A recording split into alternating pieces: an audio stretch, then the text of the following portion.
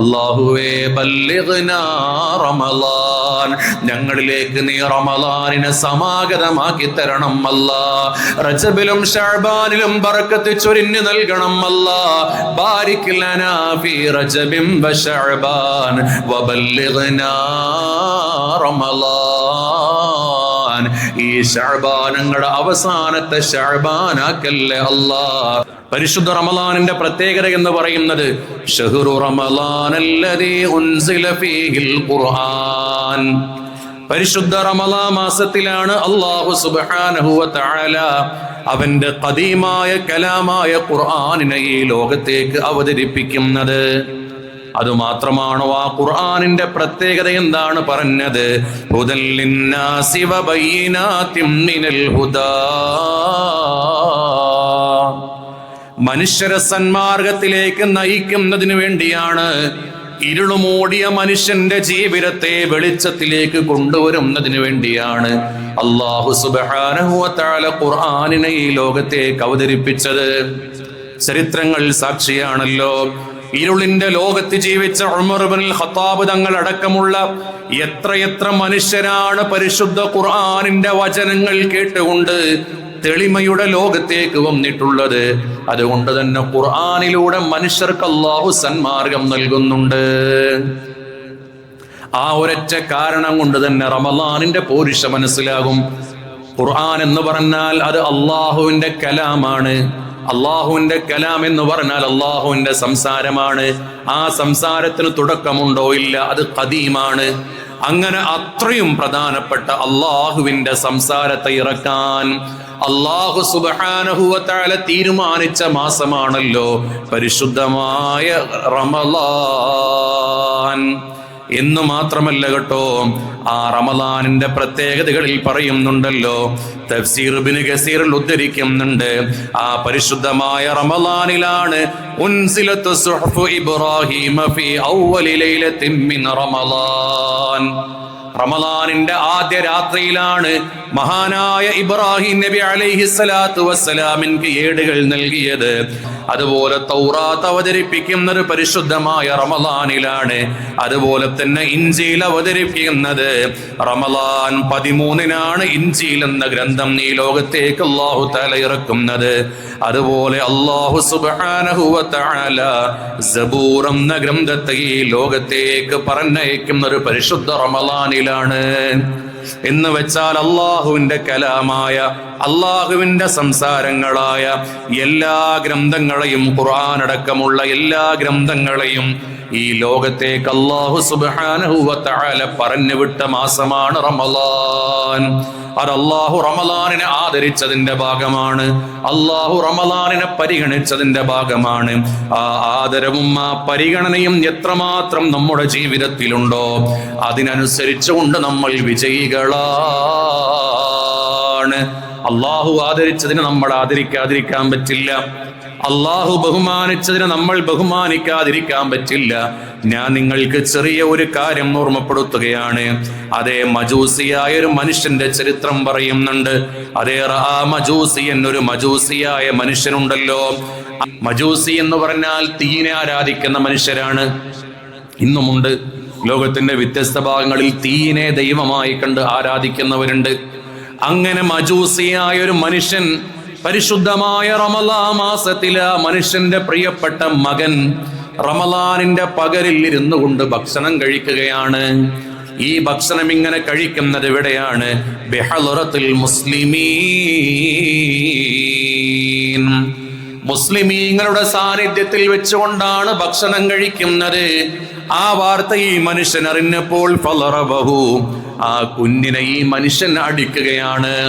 തീനെ ആരാധിക്കുന്നവനായ ഈ മനുഷ്യൻ തീനെ തന്നെ ആരാധിക്കുന്ന തന്റെ പ്രിയപ്പെട്ട മകനെ ഇതിന്റെ പേരിൽ അടിക്കുകയാണ്. ലിമലം തഹ്ഫളു ഹുർമത്തുൽ മുസ്ലിമീന ഫീ റമളാൻ.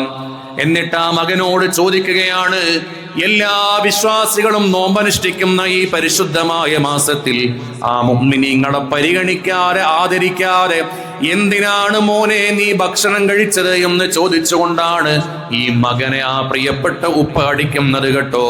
ഫമാത ഫീ ദാലികൽ ഉസ്ബൂ, ആ ആഴ്ചയിൽ തന്നെ ആ ഉപ്പ മരണപ്പെടുകയാണ്. മജൂസിയായ ഈ മനുഷ്യൻ ആ ആഴ്ചയിൽ തന്നെ മരണപ്പെടുകയാണ്. എന്നിട്ട് കുറച്ച് ദിവസങ്ങൾ കഴിഞ്ഞപ്പോൾ ആ നാട്ടുകാരനായ വലിയ ഒരു പണ്ഡിതൻ ഈ മനുഷ്യനെ സ്വപ്നം കാണുകയാണ്. ഈ മനുഷ്യനെ സ്വപ്നം കാണുകയാണ്.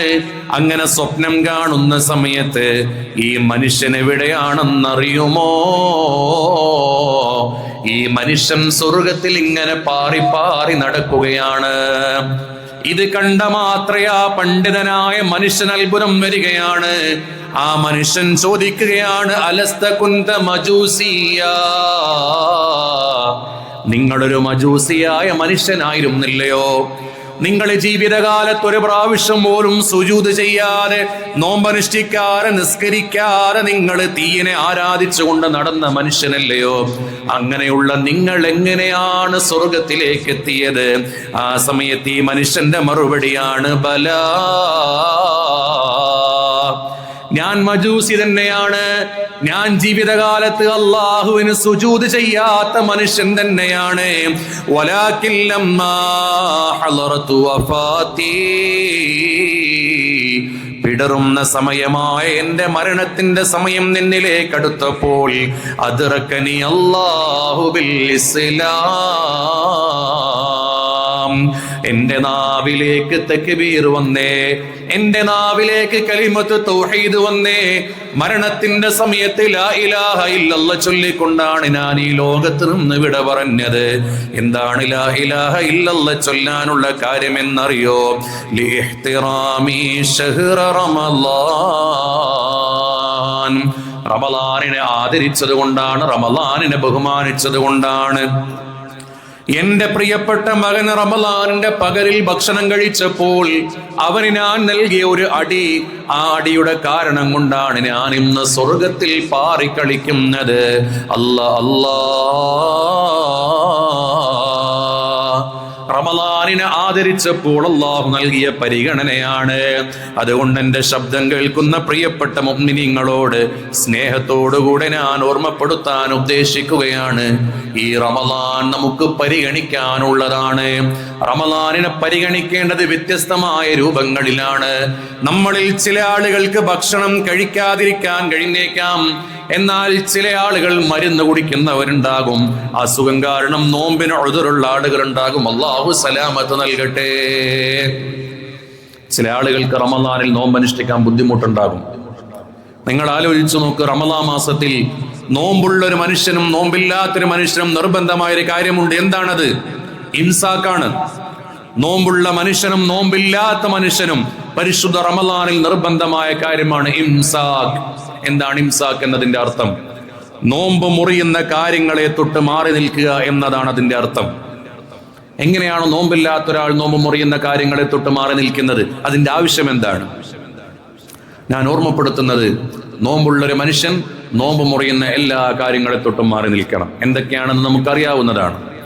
നോമ്പില്ലാത്തൊരു മനുഷ്യനും നോമ്പ് മുറിയുന്ന കാര്യങ്ങളെ തൊട്ട് പരസ്യമായി മാറി നിൽക്കൽ നിർബന്ധമാണ്.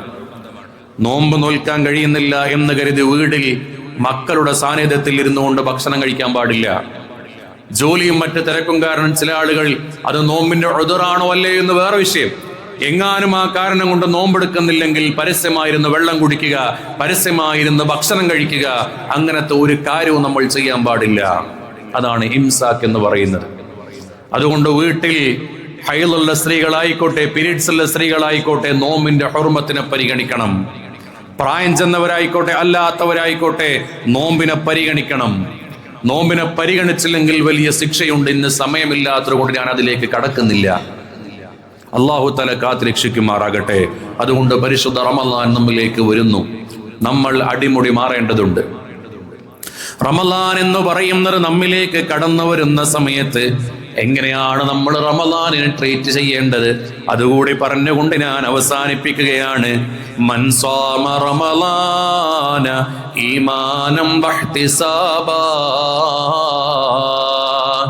ഏതെങ്കിലും ഒരു മനുഷ്യൻ റമളാൻ മാസത്തിൽ ഈമാനോടുകൂടി ഇഹ്തിസാബോടുകൂടി നോമ്പനുഷ്ഠിച്ചാൽ അല്ലാഹു അവന്റെ ദോഷങ്ങളെല്ലാം പുറത്തു കൊടുക്കുമത്രേ.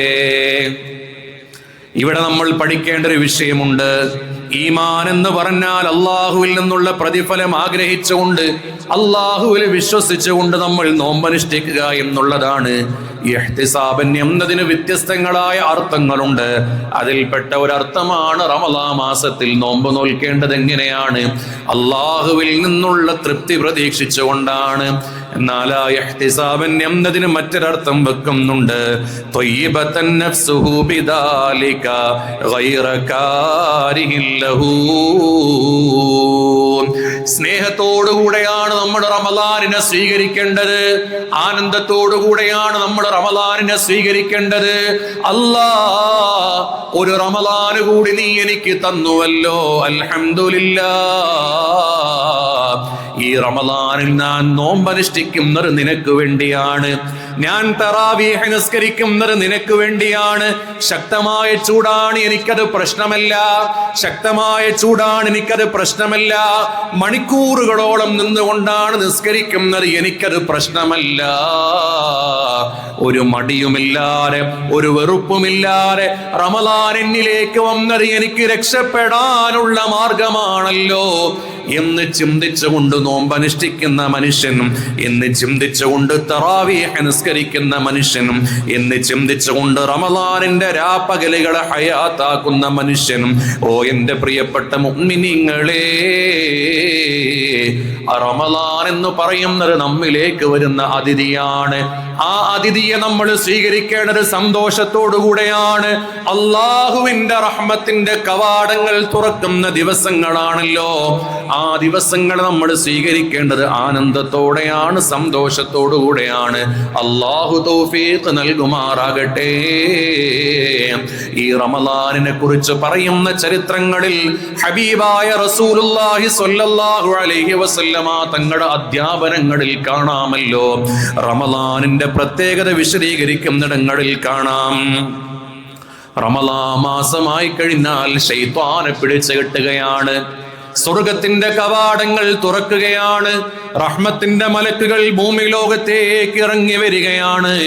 ശൈത്താനെ പിടിച്ചു കെട്ടിക്കൊണ്ട് നരകത്തിന്റെ കവാടങ്ങൾ അള്ളാഹു കൊട്ടിയടക്കപ്പെടുന്നു. അങ്ങനെ അള്ളാഹു ആദരിച്ചതായ ഈ ഒരു മാസത്തിൽ ശൈത്താനിനെ ഒരു തലക്കെ അള്ളാഹു പിടിച്ചു കെട്ടുമ്പോൾ, സാധുക്കളായ ഞാനും നിങ്ങളും ശൈത്താന്റെ പണിയെടുക്കല്ലേ. ശൈത്താനിനെ പിടിച്ചു കെട്ടിയിട്ട് അള്ളാഹുവിന്റെ റഹ്മത്ത് ഇറങ്ങുന്ന സമയത്ത് നമ്മൾ ശൈത്താന്റെ പണിയെടുക്കുന്ന ഒരു രീതി നമ്മുടെ ജീവിതത്തിൽ ഉണ്ടാവാൻ പാടില്ല. ഏതാണ് ആ ശൈത്താന്റെ പണി എന്നറിയുമോ? റമളാനായിട്ട് മാറ്റം വരാത്ത മനുഷ്യനാണ്. റമളാൻ മാസമായിട്ട് പോലും ഒരു മാറ്റവുമില്ലാതെ അള്ളാഹുവിനെ ഭയക്കാതെ നടക്കുന്ന മനുഷ്യനാണ്. നോക്ക് നിങ്ങൾ, റജബ് മാസവും ശഅബാനും കടന്നുപോയി റമളാനിലേക്ക് എത്തിയല്ലോ. ആ റജബിനെയും ശഅബാനിനെയും എങ്ങനെയാണ് നമ്മൾ ഉപയോഗപ്പെടുത്തിയത്? യാദല്ലദീ മാ കഫാഹു ദംബു ഫീ റജബി ഹത്താ അസാ റബ്ബഹു ഫീ ശഹരി ശഅബാനി.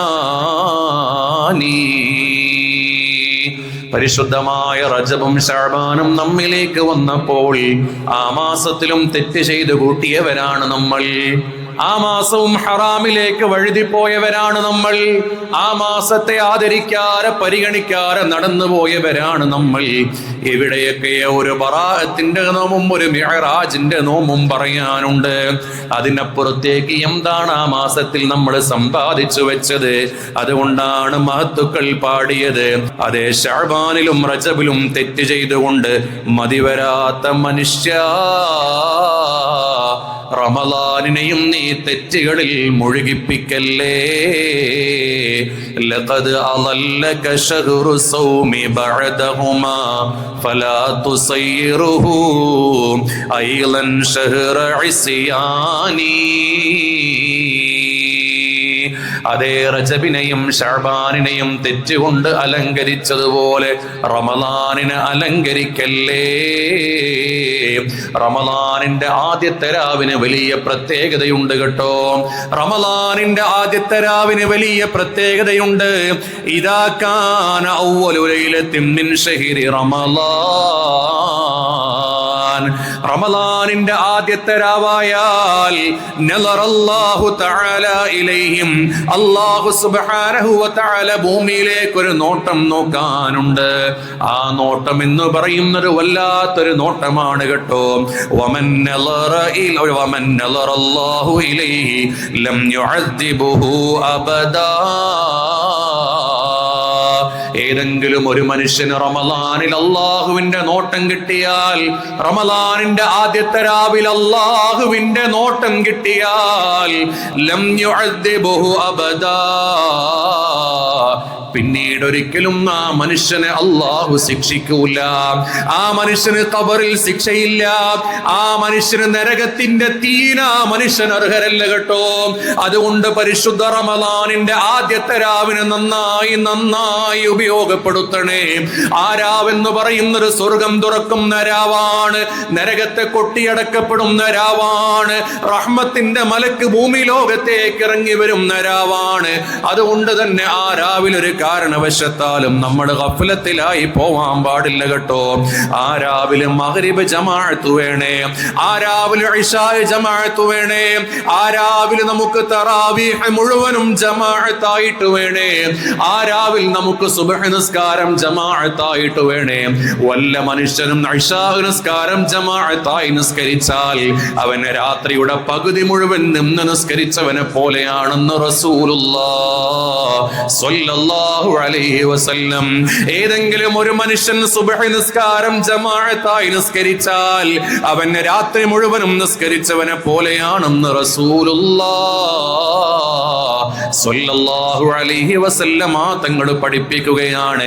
അതുകൊണ്ട് ഗഫലത്തിലാവല്ലേ. റമളാൻ വരുന്നത് ചൊവ്വാഴ്ച രാത്രിയാകാം, ബുധനാഴ്ച രാത്രിയാകാം.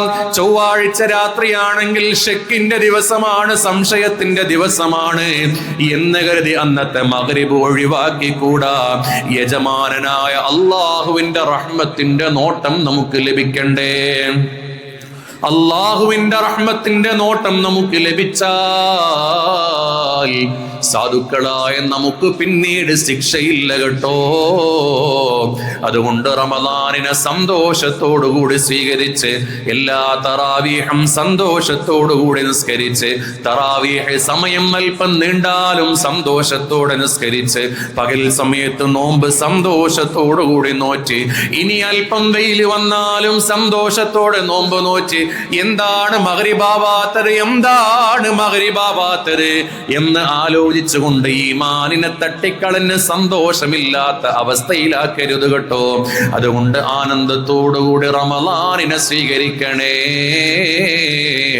അസ്സലാമു അലൈക യാ ശഹ്റ റമളാൻ, അസ്സലാമു അലൈക യാ ശഹ്റ റഹ്മതി വൽ മഗ്ഫിറ. അല്ലാഹുവേ ബല്ലിഗ്നാ റമളാൻ, ഞങ്ങളിലേക്ക് നീ റമളാനിനെ സമാഗതമാക്കി തരണം അല്ലാ. റജബിലും ശഅബാനിലും ബറക്കത്ത് ചൊരിഞ്ഞു നൽകണം അല്ലാ. ബാരിക് ലനാ ഫീ റജബിൻ വ ശഅബാൻ വബല്ലിഗ്നാ റമളാൻ. ഈ ശഅബാനങ്ങളുടെ അവസാനത്തെ ശഅബാനാക്കല്ലേ അല്ലാ. ഈ റമളാനിനെ ഞങ്ങളിലേക്ക് നീ എത്തിക്കണം അല്ലാ. ഇനിയും ഒരുപാട് ഒരുപാട് ഒരുപാട് റമളാനുകളെ സ്വീകരിക്കാൻ, ആ റമളാനുകളിൽ നിസ്കരിക്കാൻ, നോമ്പനുഷ്ഠിക്കാൻ ഞങ്ങൾക്ക് തൗഫീഖ് നൽകണം അല്ലാ. കഴിഞ്ഞ റമളാനിൽ ഞങ്ങളുടെ കൂടെയുള്ള പലരും നിന്ന് ഖബറിലാണല്ലോ അല്ലാ.